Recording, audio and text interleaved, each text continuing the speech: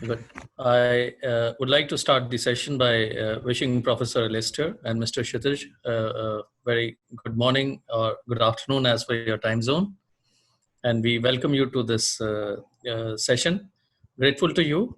I would like to start by making a brief introduction to our host today, who is Professor Alstair Nesbitt. He's a lecturer in Auckland University of Technology, New Zealand.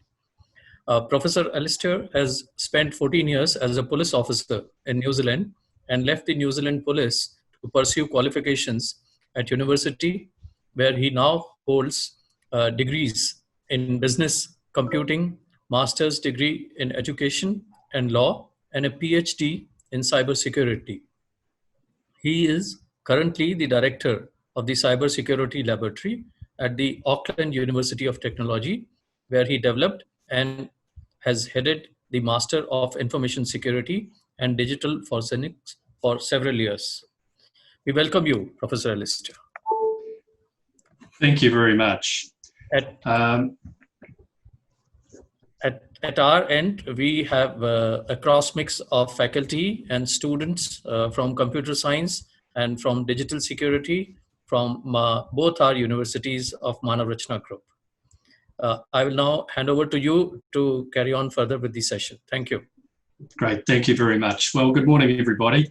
I'll start by just working through the slides, and then as we get more towards the end of the slides, I'll do just a little brief demonstration of some digital forensics for you so you know what it's all about. So I'll just check that you can see my slides at the moment. Yes, very clearly, and your audio is also very clear. Okay, great. Well, I'm the program leader for the Master of Information Security and Digital Forensics, commonly known just as the MISDF, and I've led this program for about 5 years now and developed the program. It's a program that needs to be developed continuously because things are changing so quickly, obviously, as I'm sure you all know. So the entry requirements for getting into the Master of Information Security and Digital Forensics at AUT is the normal entry requirements are you need a bachelor's degree in a relevant area. And in your bachelor's degree in your final year, you need a B average to be able to go straight into the master's degree. And what I've found in the last few years is that the B average is slightly tricky because there are very different universities around the world. So I do, when I get applications from students, look at which university they have come from, what their experiences are, if they've had any work experience and all that type of thing. So I would say, to be fair, it's not a hard and fast rule. I do have some leeway, but I also have an option, which I'll talk about briefly as well, if I feel that starting straight at a master's level might be difficult for some students. I get a number of applications from students with Bachelor of Engineering, and provided they have done some computing papers in their engineering degree, that is fine. I just look for some evidence of several computing papers so that they can cope with the level at masters. So B- average in your final year or equivalent. If you don't have a B- average or you don't have a background in computing, then what I will normally do is refer people to the postgrad certificate in computer and information science. And that is 4 papers or 1 semester, which is 60 points. And if the student gets a B average in those 4 papers, then they can reassign those 4 papers to the master's degree and carry on. So they simply carry on as if they were always enrolled in the master's degree, and those 4 papers count, so that it doesn't add any time to doing the master's degree. However, in those 4 papers, they must get a B average to be able to carry on to the master's. The MISDF is 180 points, 120 points is a full year, so it's 1.5 years. My understanding of the fees, I purely deal with the academic side of things, but I know that you're interested in fees. The fees, according to the website, are $37,000 for international students for 1 year, but please bear in mind that it is 1.5 years. So it is 1.5 times that amount for the full degree. Students do either 6 papers and then enroll in a thesis, a 90-point thesis, which takes 52 weeks, or they do 8 papers and then enroll in a 12-week applied research project. Applied means that it's reasonably hands-on. There tends to be something in there that is hands-on rather than being purely academic. The time is the same, it's still 1.5 years, but it's the student's choice whether they choose to do a thesis or a project. And the advice that I give students is that if you have thoughts of going on to higher studies, such as a PhD, then you are better to do the thesis, as it serves as much better grounding than doing a shorter, more practical project. So what are the employment opportunities for graduates? This is probably the most common question I get, and probably the most difficult to answer. Jobs are hard to get, so there are no guarantees when you do any qualification that a job will be waiting for you. But we've had, our students are generally pretty successful at getting jobs, even if it takes a little bit of time. From our point of view, security concerns are pervasive in most organisations. Postgraduate education in security and forensics gives up-to-date knowledge of current issues, strategies, and countermeasures in cybersecurity. And this is important because we need to keep up to date with what is happening. Things are changing so rapidly in security, less so in forensics, although it is a time of change in forensics at the moment with solid state drives. But with cybersecurity, things change quickly, and it's important for us to keep up to date so that we're teaching the very latest things that are happening out there. Security is a growing problem. It's not something that we're really getting better at. We're solving one problem and another problem is arising, which is good if you're a security graduate. And we're always looking for security professionals in New Zealand and elsewhere to do cybersecurity analysts. Seems to be the big area at the moment, people who can go into an organisation and assess security and say, what do you need to secure your organisation? That's where the jobs are at the moment. There's also jobs for computer forensic investigators, although forensic jobs are fairly rare. There's not that many of them, but having the security skills and the forensic skills is something that is very beneficial. And if you do the degree, you can look at going into either something that is more management, such as developing policies and dealing with management issues, or you can go into a more practical area where you're using practical skills in your job. So the curriculum on the master's degree, I look after 4 papers. Remember that you either do 6 papers or 8 papers. Well, 4 of them are specific for the ones that I look after. Are the MISDF specific papers. Those 4 papers are all 6 weeks long. They're the only 4 papers we offer, as far as I know, in the whole of the School of Computing that are 6 weeks long, and they're taught in the evening at 6 p.m. at night because we have a lot of people who work, and the 6 p.m. lectures and labs seem to suit people. Those 4 papers are Cybercrime and Cybersecurity, which starts at the beginning of the year for 6 weeks, followed by Digital Forensics Tools and Techniques, which is just about to finish next week. That's the one I'm teaching at the moment. The beginning of semester 2 in July, we'll have Network Security and Forensics, followed by Cryptography and Cryptanalysis. And then the 2 other core papers that students must also do are Information Security and Research Methods to prepare them for their research, such as the thesis or the project. So cybercrime and cybersecurity, it has very much a focus on cybersecurity rather than on forensics. We don't get into the forensics in that paper. I've kept it very much to cybersecurity. It's a more management focused paper, so it's not that practical. We don't have practical labs for it. The assignments tend to be more academic, more looking at current issues and writing about current issues. And we look at malware and network intrusions, as well as things like security policies and developing security policies for organisations. And we study a little bit of law as well. This is followed by Digital Forensics Tools and Techniques. This very much has a focus on forensics and only forensics rather than cybersecurity. It's a much more technical or practical paper where the labs form a big part of what you study. Very hands-on. We use Kali Linux, which we've found is a very good tool for using forensic and cybersecurity tools, and obviously being Linux, it is free as well, which is a big bonus.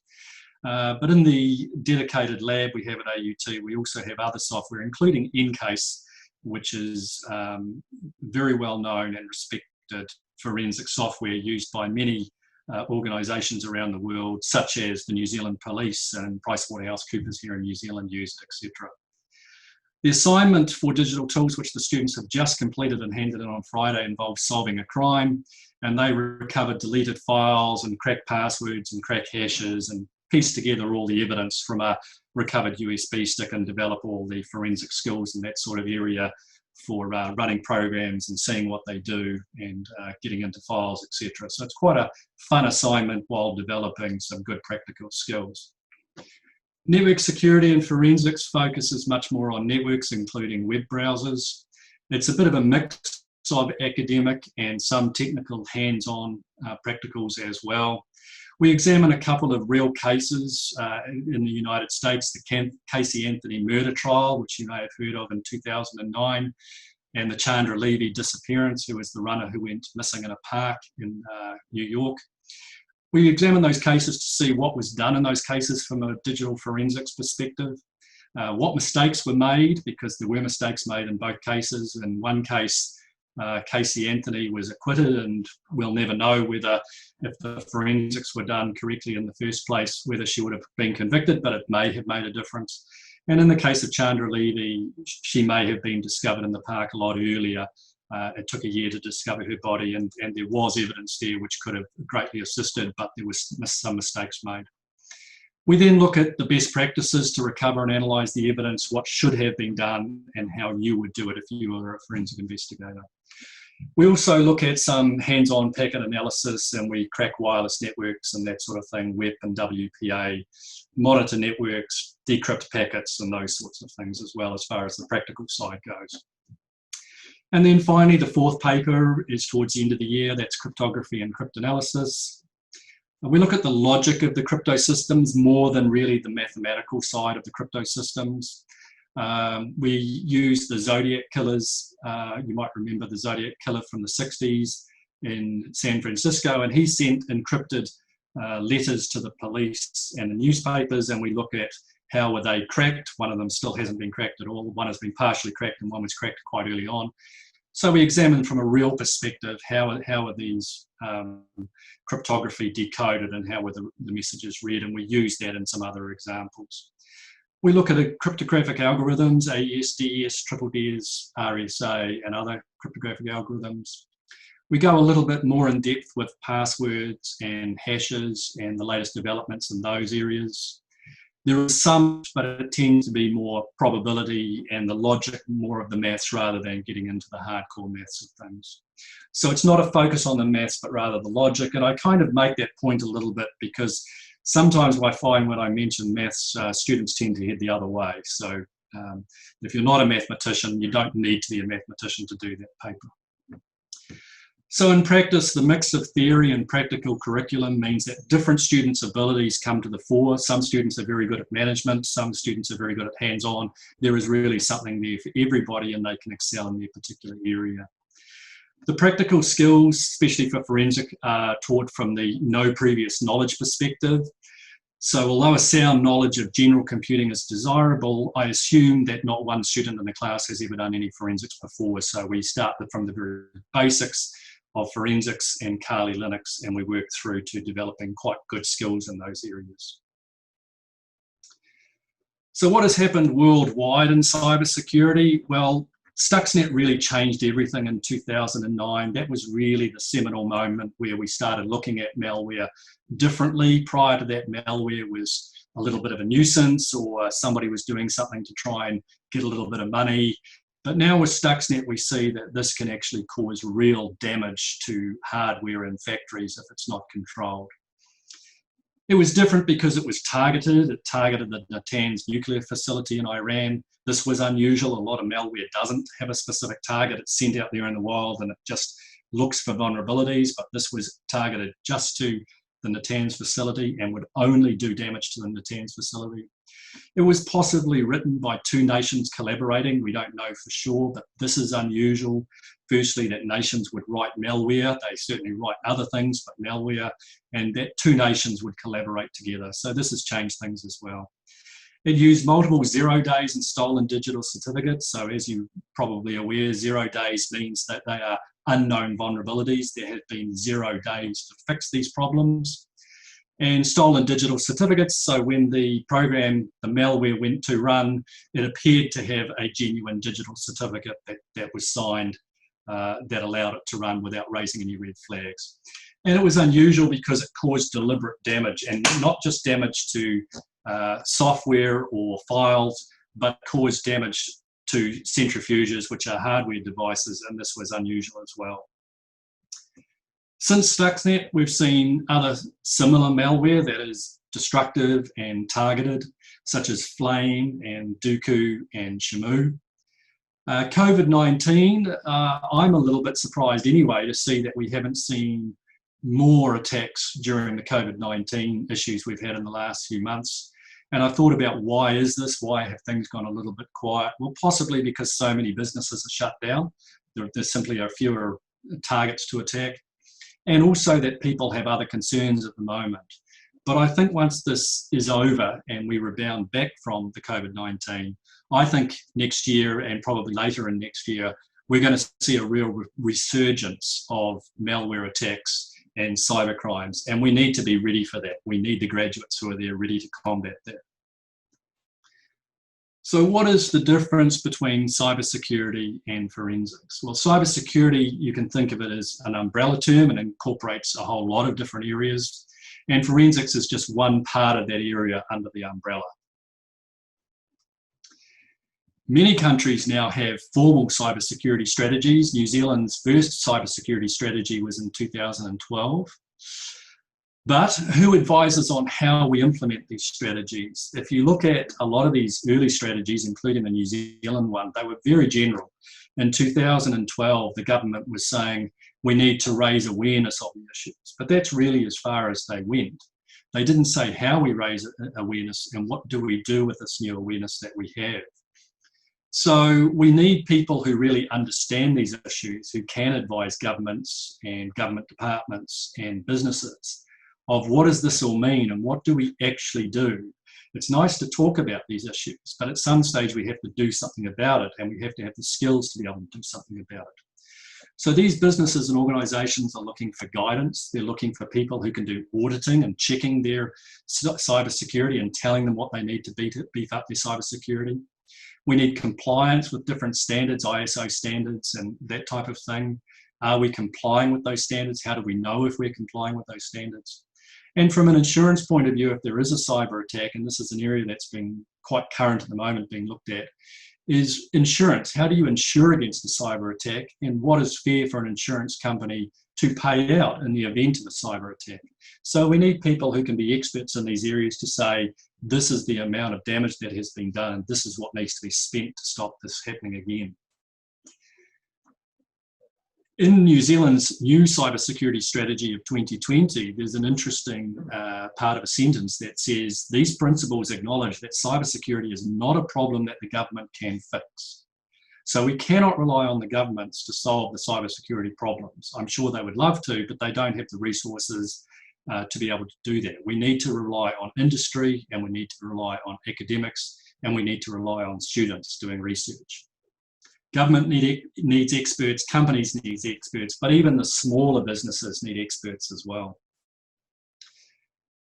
PricewaterhouseCoopers did a survey a couple of years ago. They found that 59% of the chief executive officers agree that there is increasing pressure to hold individuals accountable for the losses.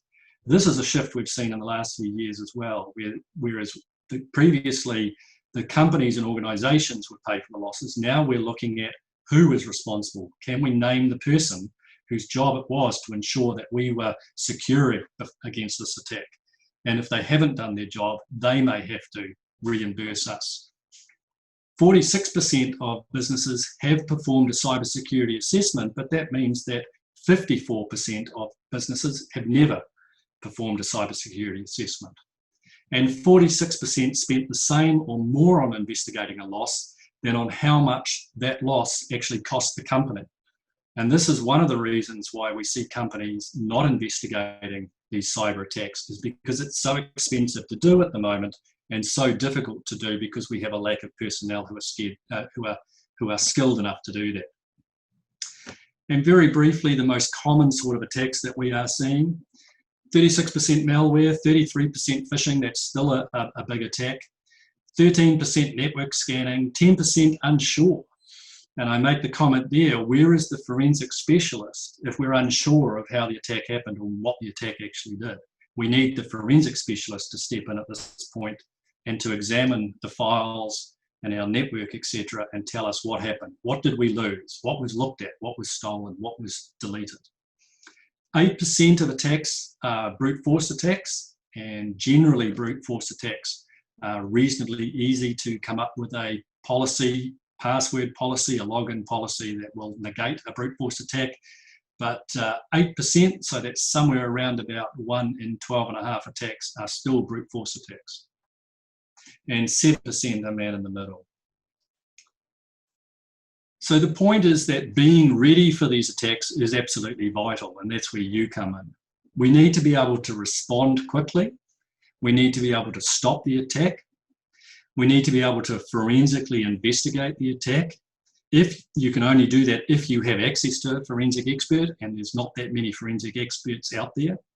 And we need to increase security by using the knowledge of the attack vectors from the forensic investigator's report. So in this way, the forensics feeds back into the cybersecurity, so we can beef up our cybersecurity and make our systems much more secure, because the attack can actually help us do that if we understand the attack. Almost all attacks are preventable.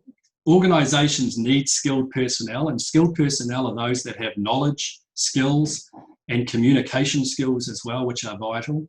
And this is where the new graduates come in. New graduates are experts by their qualifications, such as in the Master of Information Security and Digital Forensics, and by their experience. What have they done with that degree? You learn by doing, by reading, and by discussing with others. And so we try to cover all of that in the master's degree. So on more to forensics. This is the forensics life cycle, and you'll see that we begin with evidence collection, evidence preservation, followed by evidence analysis, and finally writing a report about what we found. And this is exactly what the students have been doing in the Digital Forensics Tools and Techniques course that they are just about to complete. Forensics tends to be very technical. So in cybersecurity, we have a lot of policies and guidelines and management issues. Forensics tends to be something bad has happened and now we need to figure out what it is. So it tends inevitably to be a very hands-on practical area. Very few, if any, of the students that I see in the classroom in the master's degree have ever done any forensics before. Forensics requires understanding, so you can't just learn to click on a menu, etc. And this is one of the reasons I quite like Linux for forensics, is because inevitably it forces students to really understand what is going on at a lower level. It feeds back into cybersecurity to increase our security. And at AUT, we use Encase and Kali Linux. Now, if you wanted to buy Encase, it's about 40,000 New Zealand dollars, or about 1 year's average salary, to get a license for the year for Encase. So it's not practical to have Encase yourself or Encase in many businesses. And so that is why there's been a shift to using Linux, because everybody can use Linux, obviously. So Linux is very powerful, and it does everything that the big, expensive corporate software like Encase or FTK can do. Linux can be used at home, and this has been a real bonus over this time with students learning online. They have been using Linux at home, downloading Kali, installing it and running it. Other tools can be easily installed in Linux if you want to install a tool, and many of you will have done that. apt-get install and the name of the tool, and within a couple of minutes you've got the tool up and running. And I'm going to give you just a brief demonstration of the sort of thing we do in the class. It's a fairly basic demonstration, but if you haven't seen Kali before, or you haven't seen Linux before, you might find this of some interest. So I'll just change my screen to my Kali screen. And can you tell me if you can see the Kali screen? Yes, we can, Alstair. You can. Okay, thank you. Just checking. That would be a disaster. So I've got this set up, and I'll tell you the setup that I've got. I'm running a Windows 10 machine with a VirtualBox and Kali Linux 2020, the latest version, installed in the VirtualBox. It's all running quite nicely. I have a 4 GB USB stick, and that is put into the USB port on the computer. And I have made a partition of 9.4 megabytes, and there it is there. I put some files onto that partition, and you'll see that I've then deleted the files. So you'll see that there are no files visible on that USB stick. So what I'm going to give a demonstration of is just recovering those deleted files, and then we're going to have a closer look at one of those files. So the first thing I'm going to do is just check what the stick is called in Linux with the fdisk command. So it's fdisk -L. And you'll see there that I've got an 80 gigabyte virtual box hard disk mounted as SDA. And I've got SDB, which is my 4 gigabyte USB stick. And down the bottom there, you'll see that it's mounted as, or not mounted, listed as device SDB1, and it is 9 megabytes. So that's the one that I'm going to image, and I'll image that with the DD command. So DD, my input file is going to be /device/SDB1, and my output file is going to be, I'll save it to the desktop, so I'll put desktop, and it is going to be, say, my files.dd, and just a couple of other switches in case something goes wrong, just ignore those errors. Okay, and you'll see how quick it is to create an image of that 9 gigabyte partition, which is why I use these very small partitions. And I've got a new file on my desktop there, my files.dd, and that is effectively a bit-by-bit, 01 bit-by-bit copy of the partition. So I'm now ready to recover the files from that partition, and I'm going to use a very simple command called foremost. And -I for input is going to be desktop, and my files.dd, and -O for the output. I'm just going to simply save it to the desktop in a folder called my files. And you'll see how quickly it does that, and it creates a new folder. And hopefully, if things have gone right, in that folder will be those deleted files that were on that USB stick before I deleted them. So Foremost very nicely puts it into some folders for me, and you'll see that there's a docx file there, and you'll see that there's a JPEG, and there's somebody very, very happy to be recovered.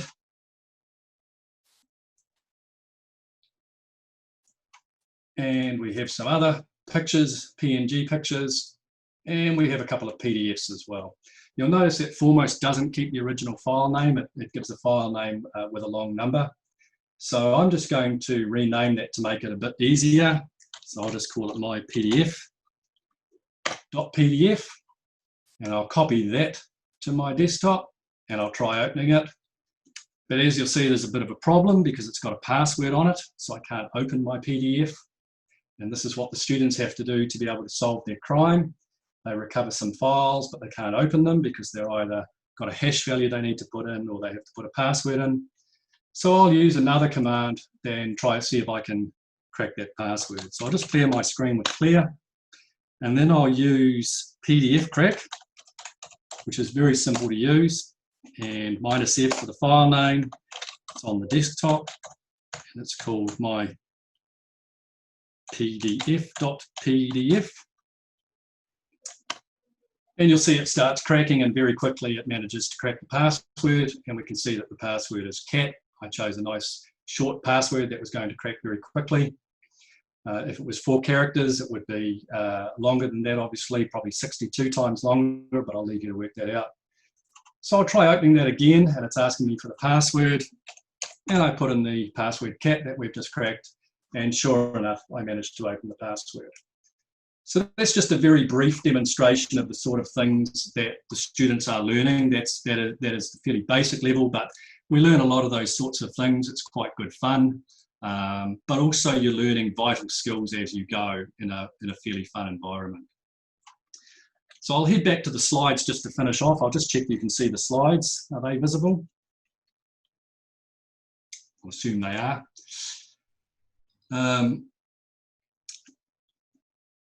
So in summary, cybercrime is growing. It's a growing problem. And for us, really, this is, in a way, it's what we want. We don't like cybercrime, but if we're going to be graduates in the area of cybercrime, this is a good thing for us. Their jobs are going to be there, and there's going to be more of them. Cybercrime is a problem that will never be solved. Whatever area we do maybe solve, we find more problems arising. There's currently a very big demand for new graduates who can do cybercrime and forensic skills. Forensics is a smaller area, but it's a vital area. When you need forensics, you really need it. Security and forensics is becoming more difficult. Security is becoming more difficult. Forensics is facing solid state drives, mobile phones with encryption, that type of thing. And we need highly skilled graduates just like yourselves out there to help us combat the cybercrime and forensics problem. So thank you very much for listening to that. I hope that's given you a good overview of the MISDF problem and the sorts of things we do on the MISDF, and I'd like to take any questions if you have any. Thanks a lot, Alstair. I can see there's one question in the chat window, and it says, what are your views with regards to the cybersecurity programs offered by the EC Council?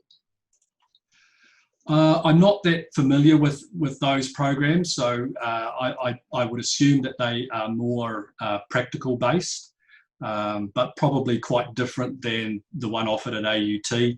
At AUT, we try to cover the management and the practical in equal measures, and the cybersecurity and the forensics.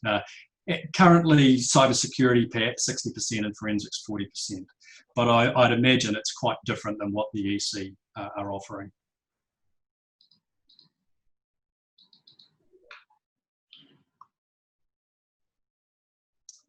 Any other questions at all? Got one more. How would you ensure reliability of the security? Oh, that's a big question, isn't it? Reliability. Well, the problem with security is it is such a massive area, and this is one of the problems with being a cybersecurity expert, as some people are labelled. The reality is that cybersecurity is so big and so complex that I don't think anybody can really be a true expert in all areas of cybersecurity. It is simply just too big and too complex and developing all the time. How do you ensure reliability? You do the best you can. You look at what the standards are, you look at what the policies are, and you do the best to comply with those standards and policies and understand them and have people around you who understand them, who can assist, but that's the best that you can do. I'll make a call and call you back.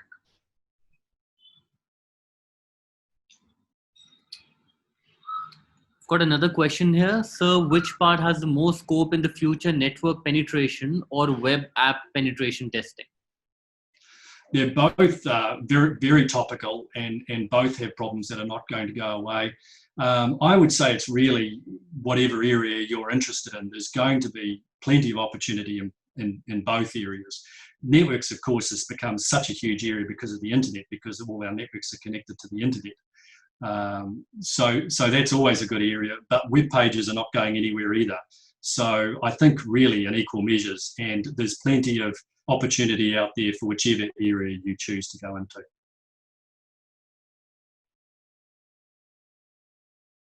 I've got another question here talking about CTF, capture the flags to gain experience. Oh, yes. Yep, certainly good fun and develops good skills and is very challenging, and something that is very worthwhile if you want to develop your skills in a fun way as well, definitely.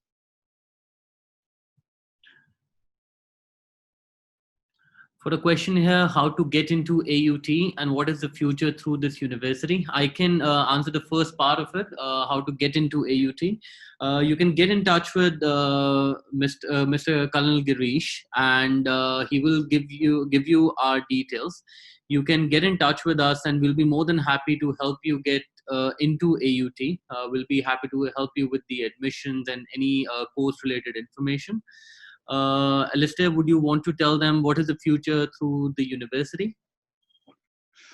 AUT is a very well respected university. It's the Auckland University of Technology, so our focus is very much on technology, and especially in the computing programs we focus on technology.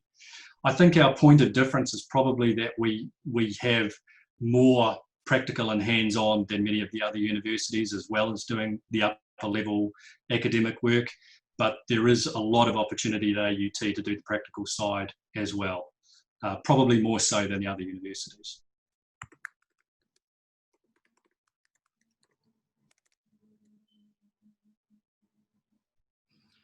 what is the better platform for exploit writing C, C++, or Python?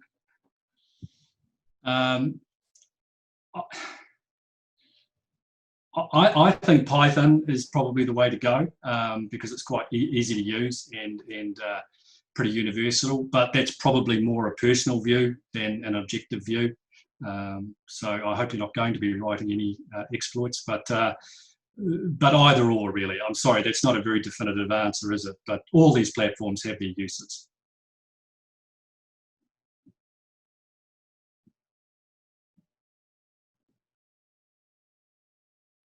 Any other question that anybody has that you want us to answer?